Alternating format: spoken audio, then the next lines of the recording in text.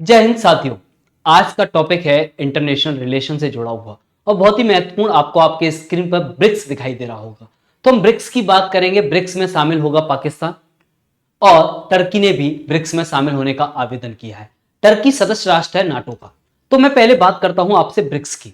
तो ब्रिक्स जो है वो ब्राजील, रशिया, भारत और चाइना, इसको पहले ब्रिक कहा जाता था।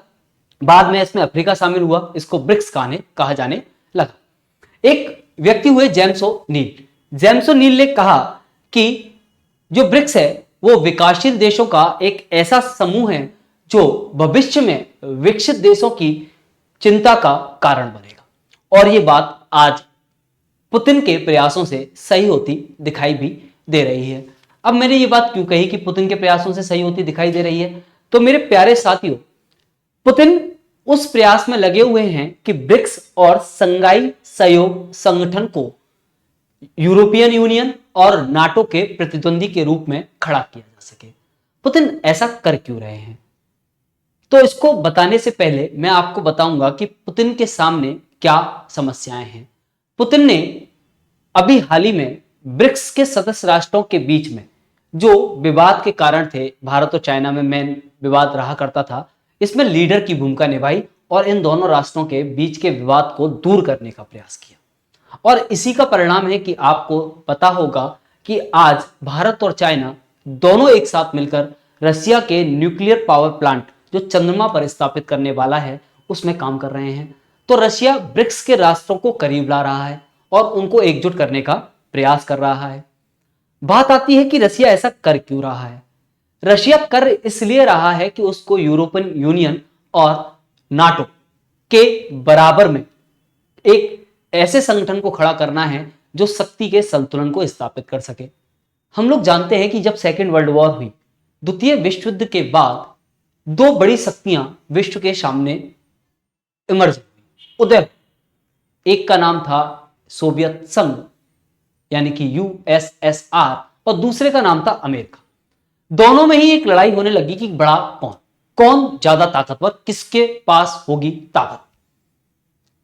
एक की विचारधारा, अमेरिका की विचारधारा पूंजीवादी और दूसरे की विचारधारा साम्यवादी।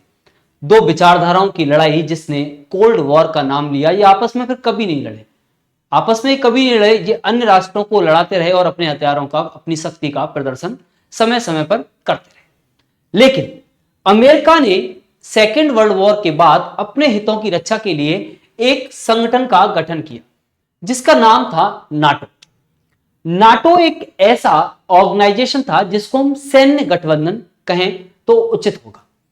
नाटो 32 राष्ट्रों का समूह था जिसमें यह कहा गया कि अगर सदस्य राष्ट्रों में से किसी भी राष्ट्र पर कोई राष्ट्र हमला करता है तो 32 के 32 राष्ट्र सदस्य राष्ट्र के साथ उस हमला करने वाले राष्ट्र के विरुद्ध में कार्रवाई करेंगे, हमला करेंगे। तो एक यूनिटी दिखाई दी और नाटो में लगातार यूनिटी बनी हुई है। सेकेंड वर्ल्ड वॉर के बाद नाटो तो अपने आप को मजबूत करता गया, या यूं कहूं कि अमेरिका तो मजबूत होता गया लेकिन रशिया कमजोर होता गया। रशिया ना कहकर यूएसएसआर कहूं तो ज्यादा बेहतर होगा। और 1951 में यूएसएसआर का विघटन हो गया। उससे पहले आपके दिमाग में एक बात आई होगी कि सर सेकेंड वर्ल्ड वॉर के बाद नाटो को तो बना लिया अमेरिका ने, तो क्या रशिया ने कुछ नहीं किया, या यूं कहूं कि सोवियत संघ ने कुछ नहीं किया? तो ऐसा नहीं है। सोवियत संघ ने एक पैक्ट किया, वार्सा पैक्ट के नाम से हम उसे जानते हैं, जिसमें 8 सदस्य राष्ट्र हुआ करते थे। आप सोचेंगे सर केवल 8, अमेरिका के पास तो 32 थे, ये 8 क्या करते? तो मेरे प्यारे साथियों, वर्तमान में अगर आप केवल रशिया का ही क्षेत्रफल देखो तो भी विश्व में सबसे बड़ा देश है।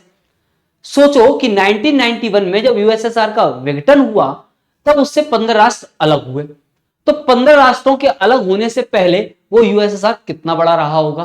तो एक मजबूत पैक्ट था जो नाटो के बराबर में खड़ा रहा। लेकिन समय के साथ वो अमेरिका कामयाब रहा और यूएसएसआर का विघटन हो गया। यूएसएसआर का विघटन तो हुआ लेकिन रशिया क्योंकि उसमें सबसे बड़ा देश था तो यूएसएसआर को जो यूनाइटेड नेशन की स्थायी सदस्यता थी, जो शक्तियां थी, वो रशिया के हिस्से में आ गई और वीटो रशिया के पास बनी रही। और समय के साथ रशिया ने साम्यवादी विचारधारा से पूंजीवादी विचारधारा की तरफ बढ़ना स्टार्ट किया और अपने यहां भी उसने पूंजीवाद को बढ़ावा दिया। लेकिन पुतिन जब रशिया में पदभार ग्रहण किए तो उन्होंने कहा कि यार हम इतने मजबूत हुआ करते थे, क्यों ना इसको फिर से मजबूत करने का प्रयास किया जाए। और इसी क्रम में जब उनके पड़ोसी राष्ट्र यूक्रेन ने नाटो में जाने की बात की तो उन्होंने उसको ऊपर अटैक कर दिया और उसको नाटो में जाने से अभी तक रोके हुए हैं और युद्ध में उलझाए हुए हैं और अपने हथियारों का बस हल्का फुल्का परीक्षण करने में लगे हुए हैं। पुतिन ने क्या कहा कि भाई हमें यूरोपियन संघ और नाटो के प्रतिद्वंदी के रूप में कोई चाहिए। तो पुतिन को अपने दो संगठन दिखे, एक ब्रिक्स और दूसरा संघाई सहयोग संगठन, दोनों का ही सदस्य राष्ट्र है। तो पुतिन ने इन दोनों संगठनों को मजबूत करने का प्रयास आरंभ किया, जहां ब्रिक्स में प्रारंभिक दौर में केवल 4 सदस्य हुआ करते थे, ब्राजील, रूस, भारत, चाइना।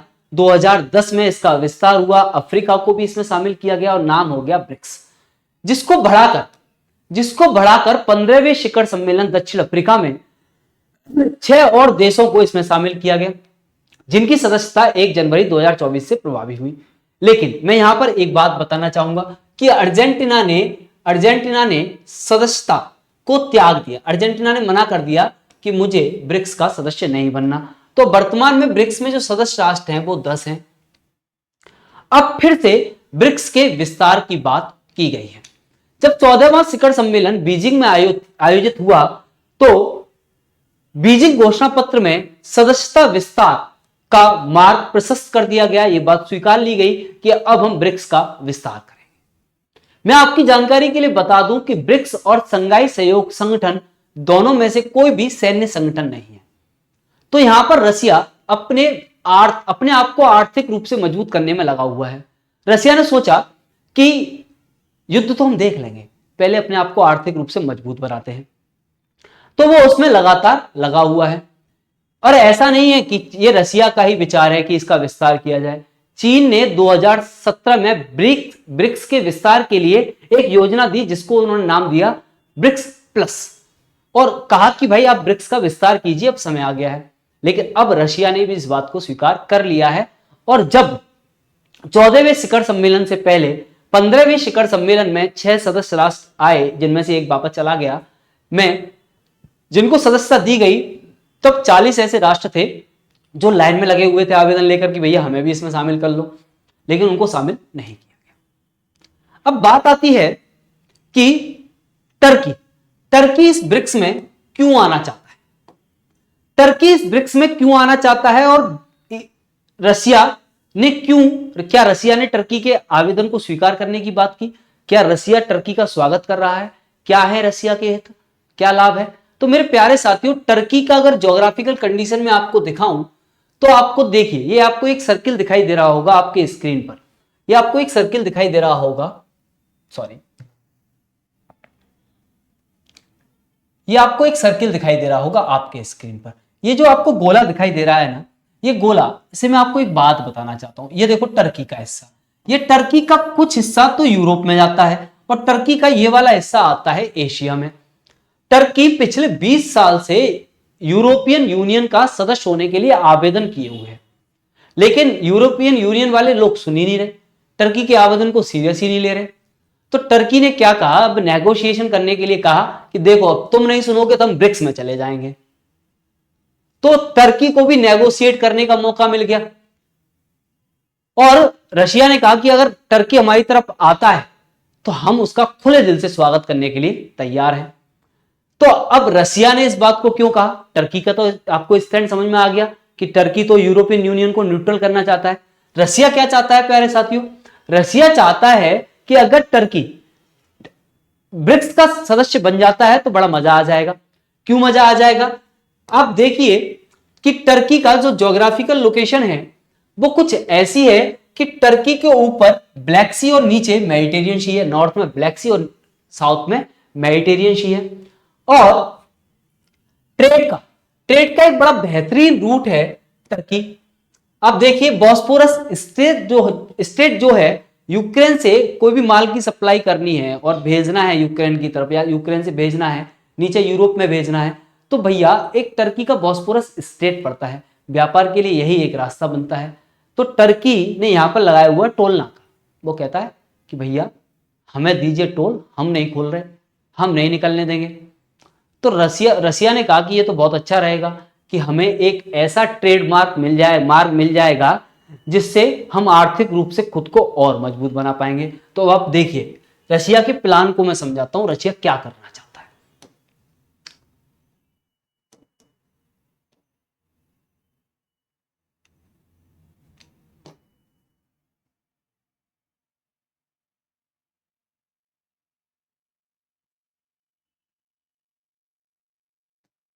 देखिए मैं आपको दिखाता हूं यहां पर टर्की। रशिया चाहता है कि टर्की आपके हिस्से में आ गया, देखो टर्की और ये यूरोप। तो टर्की से होते हुए अब ये आ गई स्वेज कैनाल। स्वेज कैनाल आ गई। स्वेज कैनाल में पहले से ही उसने इजिप्ट को सदस्य राष्ट्र बनाया हुआ है, इजिप्ट को सदस्य राष्ट्र बनाया हुआ है। इसके बाद ये स्वेज कैनाल होते हुए यहां पर उन्होंने इथोपिया को सदस्य राष्ट्र बनाया हुआ है। और देखो ये आ गया इंडिया के सबसे बड़े बाजार में, चाइना के बाजार में। तो ये हो गया उसका ट्रेड का एक मार्ग, सुरक्षित मार्ग। आपने देखा कि रसिया का जो भी सामान है, ठीक है, इराक इजराइल लड़ रहे हैं, ठीक है, यहां पर विवाद चल रहे हैं, लेकिन रसिया के माल को आने जाने में कोई भी दिक्कत नहीं आ रही, क्योंकि उसने यहां पर अपने लोगों को सदस्य बनाया हुआ है, इनसे मित्रता रखता है। इसके बाद क्या हुआ, इसके बाद यह हुआ कि ईरान को भी, अब आप कहेंगे कि सर ईरान को क्यों सदस्य बनाया हुआ है, तो देखो ये ईरान और ये हुआ यूरोप, ये यूरोप ईरान में घुसा और ईरान से सीधा इंडिया पहुंच गया। तो ट्रेड मार्गों पर जो कब्जा किया है ना रशिया ने, वो आर्थिक रूप से मजबूत होने के लिए किया है। तो रशिया का जो विजन है, रशिया का जो विजन है वो खुद को आर्थिक रूप से मजबूत, बॉस्फोरस स्टेट बहुत ही महत्वपूर्ण इलाका है, यहाँ टोल नाका बनाया हुआ है। आप देखिए ये जितनी भी स्टेट है वो टर्की के अंदर से होके जा रही हैं, टर्की के अंदर से होके जा रही है, टर्की ने टोल नाके बनाए हुए हैं। तो क्या कर रहा है कि वो टर्की का स्वागत कर रहा है। दूसरी बात, टर्की नाटो का सदस्य राष्ट्र है, टर्की नाटो का सदस्य राष्ट्र है। आपको ये दिखाई दे रहे होंगे, ये टर्की के पीएम साहब हैं। अब ये टर्की है, तो टर्की का जो सदस्य राष्ट्र है, नाटो का जो सदस्य राष्ट्र है, वो जब ब्रिक्स का सदस्य राष्ट्र होगा तो नाटो को भी तोड़ा जा सकेगा। तो ये है पुतिन का प्लान, जो ब्रिक्स को और एससीओ को नाटो और यूरोपियन यूनियन के अगेंस्ट खड़ा या प्रतिद्वंदी के रूप में खड़ा करना चाहता है। ये टर्की को लेकर न्यूज हुई। मैं आपको एक और न्यूज बताता हूं। वो एक और न्यूज क्या है, वो एक और न्यूज है पाकिस्तान से जुड़ी। पाकिस्तान से जुड़ी न्यूज क्या है कि जिस प्रकार टर्की की तरफ से बात आई है, पाकिस्तान ने तो आवेदन ही कर दिया है। पाकिस्तान चाहता है कि उसे ब्रिक्स का सदस्य बना दिया जाए। चाइना, द इकोनॉमिक्स टाइम्स की रिपोर्ट बताती है कि चाइना पुरजोर तरीके से पाकिस्तान का समर्थन करता है कि हां इसको ब्रिक्स का सदस्य बनाया जाए। लेकिन प्यारे साथियों, ब्रिक्स जो है ना, वो उभरती हुई अर्थव्यवस्थाओं का एक समूह है और यही उसकी प्राइम कंडीशन है। और पाकिस्तान उभरती हुई अर्थव्यवस्था में कहीं टिकता ही नहीं, भूखा नंगा राष्ट्र है, कहीं वो टिकता नहीं, प्राथमिक मापदंड को पूरा नहीं करता, तो उसका इस श्रेणी में फिट होना मतलब वो फिट है ही नहीं। अब इसके मामले में क्या हुआ, इस मामले में हुआ ये कि अभी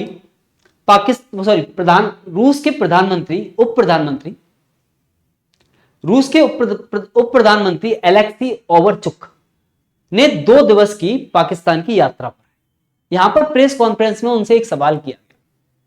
सवाल यह किया गया कि भैया पाकिस्तान ने ब्रिक्स का सदस्य होने के लिए आवेदन किया है, वो आप उस पर क्या काम कर रहे हैं। तो प्रधानमंत्री साहब ने कहा, देखो जी, हम तो चाहते हैं कि पाकिस्तान ब्रिक्स का सदस्य बन जाए, लेकिन जो अन्य सदस्य राष्ट्र हैं वो नहीं चाहते कि पाकिस्तान इसका सदस्य बने। तो अभी इस पर कोई सहमति नहीं बन पाई है। मैं आपको एक चीज से अवगत कराता हूं, जब संघाई सहयोग संगठन में पाकिस्तान को शामिल किया गया तब भारत भी उसका सदस्य नहीं हुआ करता था, भारत भी उसका सदस्य नहीं था और रसिया चाहता था। रशिया और चाइना के बीच में इसी बात को लेकर नेगोशिएशन हुआ। रसिया ने कहा कि ठीक है, हम चाहते हैं भारत को शामिल करो, आप कह रहे पाकिस्तान को, ठीक है, दोनों को कर लेते हैं। तो इस तरह से पाकिस्तान संघाई सहयोग संगठन का सदस्य तो बन गया, लेकिन ब्रिक्स में भारत उसके संस्थापक राष्ट्रों में रहा है। जो शक्ति चाइना रशिया के पास है ब्रिक्स के मामले में, वही शक्ति भारत के पास है। तो भारत तो कभी नहीं चाहेगा कि पाकिस्तान को ब्रिक्स का सदस्य बनाया जाए। बाकी मैंने अभी एक बात आपके साथ शेयर की थी कि अंतरराष्ट्रीय समुदाय में ना तो कोई लंबे समय तक के लिए मित्र है ना दुश्मन वर्तमान समय में। यानी कि अगर आपके निजी हित हैं तो आपके दुश्मन भी आपके मित्र हो सकते हैं।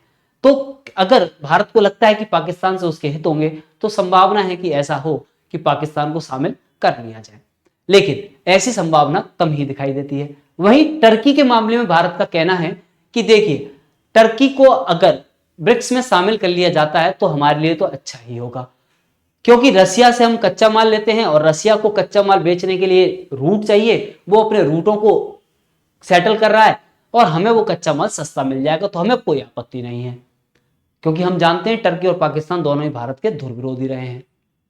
तो भारत ने उस पर अपना स्टैंड क्लियर किया कि हमें टर्की के आने से कोई आपत्ति नहीं है, क्योंकि हमें तो माल सस्ता लेने की जरूरत है।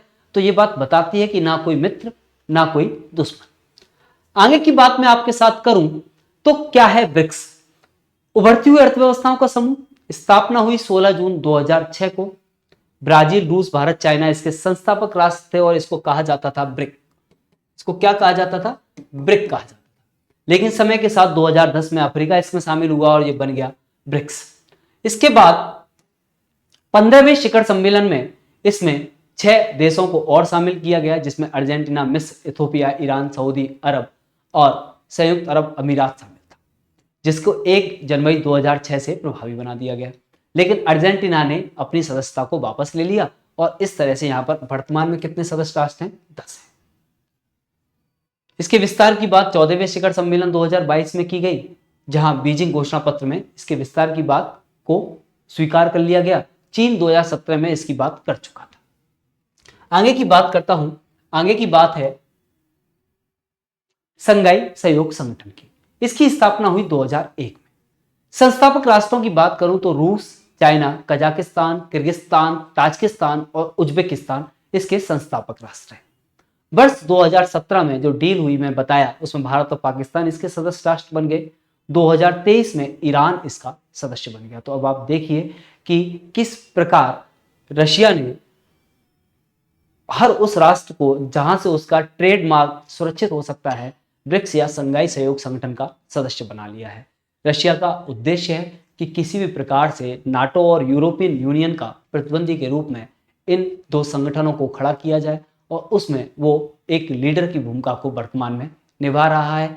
और उसी क्रम में भारत और चाइना को करीब लेकर आया है। टर्की का स्वागत किया जा रहा है। तो उम्मीद करता हूं कि आपको ये जानकारी पसंद आई होगी, किस तरह से ट्रेड मार्गों को रशिया सुरक्षित कर रहा है।